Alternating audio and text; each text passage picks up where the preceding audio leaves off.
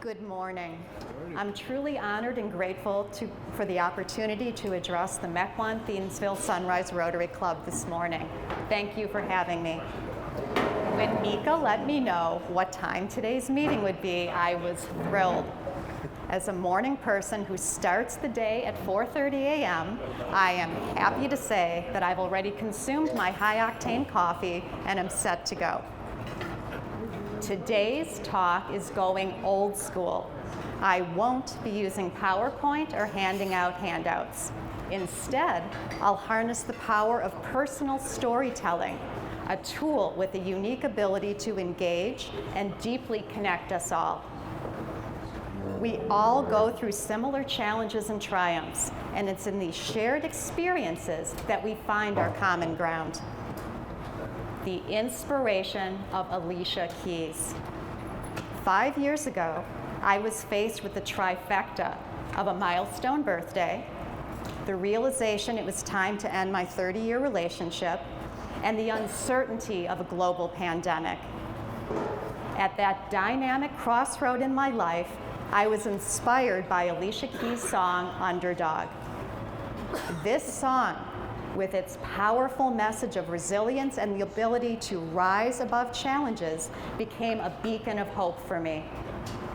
Here is the chorus that forever changed my worldview.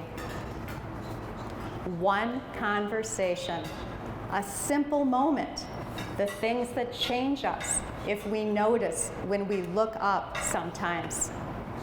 I equate Alicia Keys' phrase of looking up to awakening. By looking up, we are acting and reacting to what is, rather than what was or what will be. This grounds us in the beauty and potential of the present moment. We are reminded that each instant is a canvas for new experiences and growth, and that our present actions shape the future we desire. Underdog inspired me to aspire to become my most authentic self, to observe nature's profound and gentle lessons, to embrace the humanity of others, and to fulfill my life's purpose. I looked up to awaken my true self. I came to the acceptance that I needed to release my marriage with gratitude and compassion. I captured poems that brought clarity, validation, and comfort to my life circumstances. I looked up to awaken to the profound beauty of nature, a source of tranquility and inspiration. Walking in silence allowed me to capture images of nature that stirred me and triggered poems. Without the distraction of music, screens, and human company, my attention was attuned to seeing the extraordinary in the ordinary. I looked up to awaken to connection with others. We are all part of a larger whole, each contributing to the fabric of our shared experience. It's in these interactions that we find strength and support. I looked up to awaken to connect with my purpose. Embracing poetry has been my vehicle for achieving contentment with what is, inspiring hope and a sense of possibility. It has brought me to a place of profound peace and joy. My hope is that my 2 books will guide and support others in search of their purpose. Looking up to reconnect with my true self, nature, others, and my purpose led me from simply existing to living authentically. I want to inspire you to take similar steps towards a more conscious and connected life. Awakening to true self, the dinette moment. As the uncertainty and severity of COVID were bearing down, I happened upon my former husband in our dinette while he was sitting at the table scrolling on his phone. This seemingly ordinary encounter, which I now refer to as the dinette moment, was about to become the catalyst for a pivotal shift in my life. I felt like a marionette that had been hunched over and was suddenly pulled to life by the puppeteer. It was at this instant that a decisive question surfaced in my mind.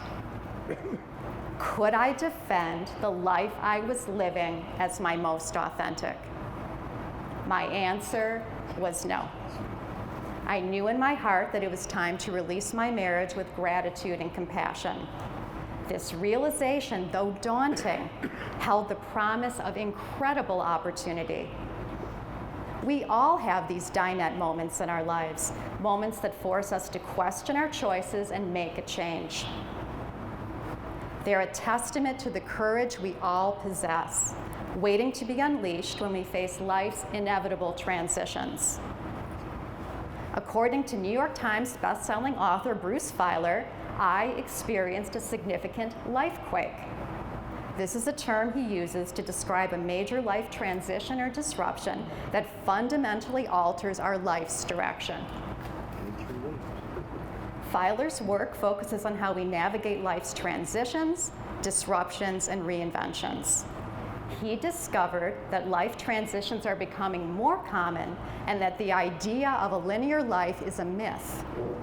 Instead of being unnerved by this, his work reassures us that it is a regular and universal occurrence.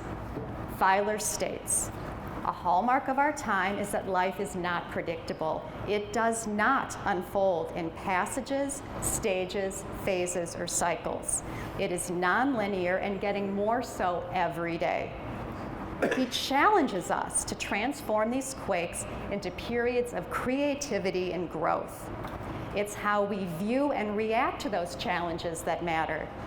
Reframing them is an opportunity to reimagine and rebuild our lives even more strongly than before.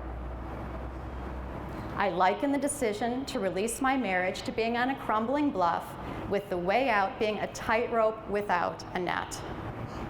I could have chosen to stay within the safety of the cliff, but I made the bold decision to leap into the unknown, trusting in my ability to navigate new and uncharted experiences. This required me to become my own coach, instilling in myself a strong belief that a net would materialize as I set off on the tightrope. The only certainty in life is its inherent uncertainty, a fact we must all come to terms with. Emerging as a different person was inevitably challenging, yet undeniably beautiful in its potential for metamorphosis. Awakening to nature. Every morning in the spring and summer of 2020, I started my day by seeking out the beauty of nature at Vermont Park. Amidst the upheaval of divorce and the chaos of the pandemic, the lake was a constant source of stability in my life. Taking photos allowed me to connect with the permanence of nature during that period of certain uncertainty.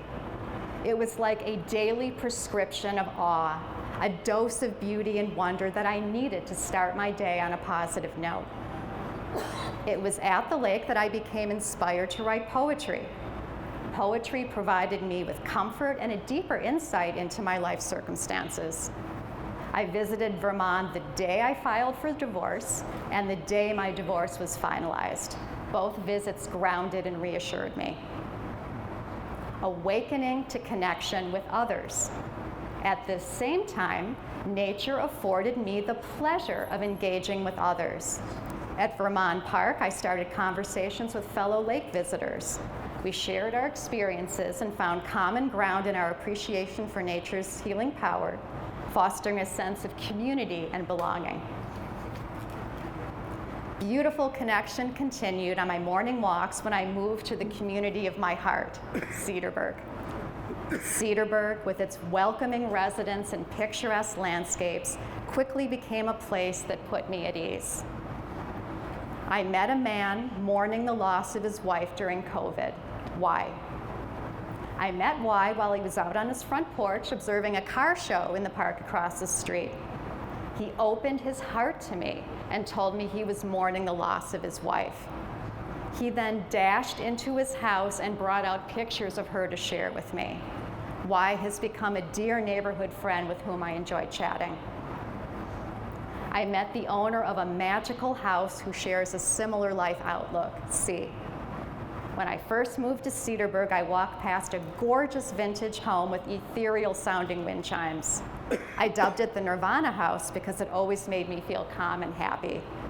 I saw a sea outside one day, a mug of coffee in her hands, and a Toto-esque dog at her feet. I initiated a conversation about how much I loved her home and that it brought me peace. I learned that her birthday was the same day my beloved grandmother and namesake transitioned. Awakening to passion and purpose. As podcaster Ed Milet once said, you are best equipped to serve the person you were 5 years ago. It's a way of showing deep respect for the person you were, acknowledging their value, and understanding that they played a crucial role in shaping who you are today. It serves as a powerful reminder of the importance of personal growth, urging you to engage in deep self-reflection to better understand your journey. It's a tool that empowers you to actively shape your future growth, taking control of your development. Those words have resonated with me, especially when I think about the challenges I faced and the growth I experienced in the past 5 years. I can see how my past self has been instrumental in shaping who I am today.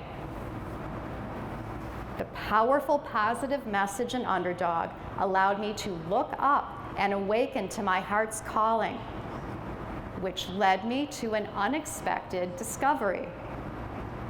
This unexpected discovery, writing poetry for the first time, is a testament to the open-minded and receptive nature of personal growth. Over the past 5 years, I've caught 279 poems. Before this dynamic period, I had never explored poetry or developed a passion for photography. As I caught poems and captured nature's majesty through photography, I found solace. My hope was that by sharing these caught verses and images, others might find the same sense of peace. My books, Awakening the Vulnerable Heart and Inspiration from What Is, chronicle my journey from simply existing to living authentically, embracing a simple and spiritual life, choosing to operate from the present, and allowing nature to show her wisdom and provide reassurance. Living our best lives is a journey of empowerment, firmly rooted in what is, rather than ruminating about what was or being anxious about what will be. This is where inspiration and motivation lie. We only have control over what we say, do, and think. This is our agency, and it's what empowers us to shape our lives.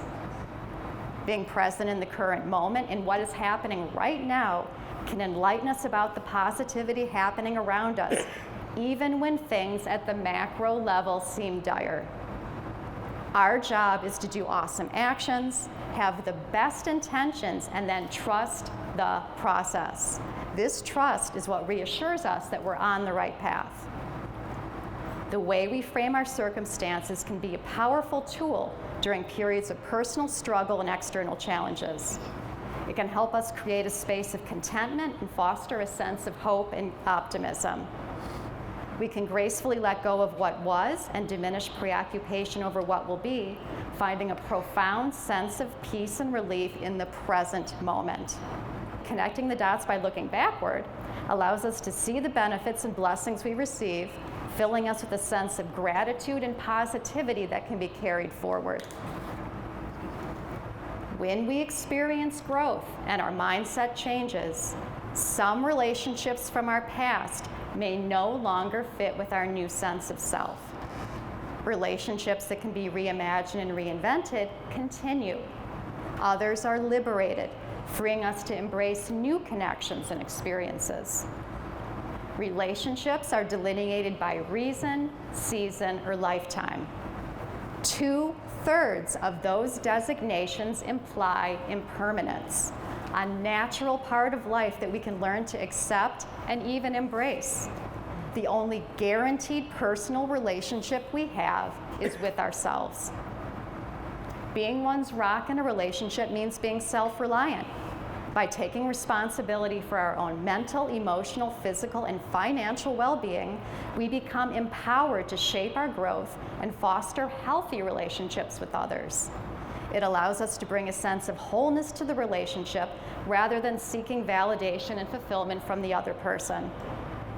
Others, with their unique perspectives and experiences, enrich our lives and contribute to our personal growth. This vulnerability, coupled with acceptance and compassion, fosters deeper connections. Becoming an author changed the trajectory of my life. 5 years ago, I never dreamed that I would become an author, podcaster, talk show host, and speaker. And yet, here I am, living a life I never could have imagined. This is a living testament to life's thrilling unpredictability and the boundless potential for change that it holds. My journey is a clear example of how unforeseen opportunities, when seized with determination, can alter the course of one's life. This personal reinvention came about because I had climbed off the crumbling bluff of my comfort zone onto the tightrope of uncertainty. I trusted that a net would materialize in the air. My 2 books, born from this odyssey, became a vehicle for my true love, speaking. It is a beautiful reminder of the potential within each of us to turn our passions into a driving force for change. Moments of self-doubt and failure often made me question my path, but I persisted. And today I am relishing the life I lead, which feels so natural and so right. If the past 5 years have taught us anything, it's the precious and finite nature of time. We must come to terms with life's uncertainty. Doing so can empower us to navigate its twists and turns with confidence, resilience, and adaptability. A strong support system can provide guidance and encouragement and remind us that we're not alone. We can trust ourselves to learn to handle new occurrences and create our safety nets. There's a bright future ahead, just waiting for you to seize it. Whether it's becoming an author, starting a business, or pursuing a passion, the possibilities are endless. Don't let uncertainty hold you back. Trust in your abilities, take action, and watch as your dreams become your reality.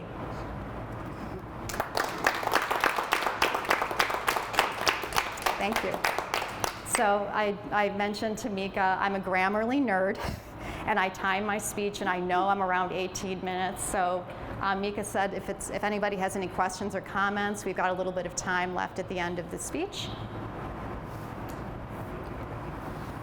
Yes? How do you start a podcast? I have to give a shout out to the Cedarburg Public Library. After my first book came out, Awakening the Vulnerable Heart, I was embraced by Adult Services librarian Sarah Kelly, and then she put me in touch with my producer Jeff Meserman, and they asked me if I would start a podcast kind of based on the mindfulness and regenerative journey that was brought up in my book, Awakening the Vulnerable Heart.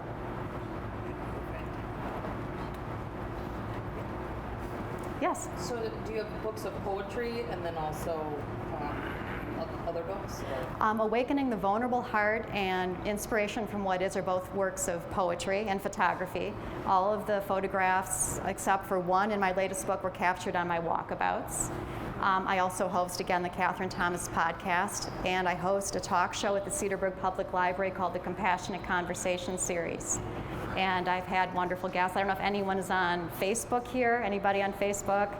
Anyone here of Mommy Plays Playmobil on Facebook? Julie was one of my guests last year, and I'm having another episode of the Compassionate Conversation series in May.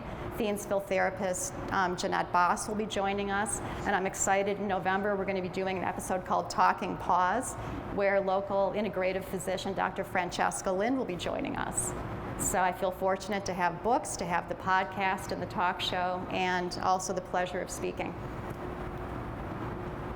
Yes? What was your favorite moment in this journey? The favorite moment, you mean in the 5 transformative years? Yeah, as you've gone from where you were to author to speaker to podcaster. I would have to say the most beautiful moments would be the people who were by my side. And it's interesting to me because along my journey, I've really accepted that relationships, many of them have reason, season, or lifetime. And because we transition in and out of people's lives, it's not something to be sad or angry about, it's normal.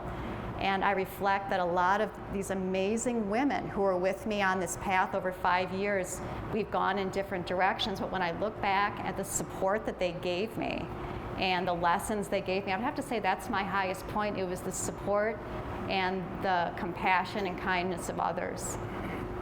And I guess the biggest thing I would have to say is I do not refer to my previous husband as an ex. I used to refer to him as erstwhile. We had the most peaceful, most tranquil divorce. We co-parented a 16-year-old cat.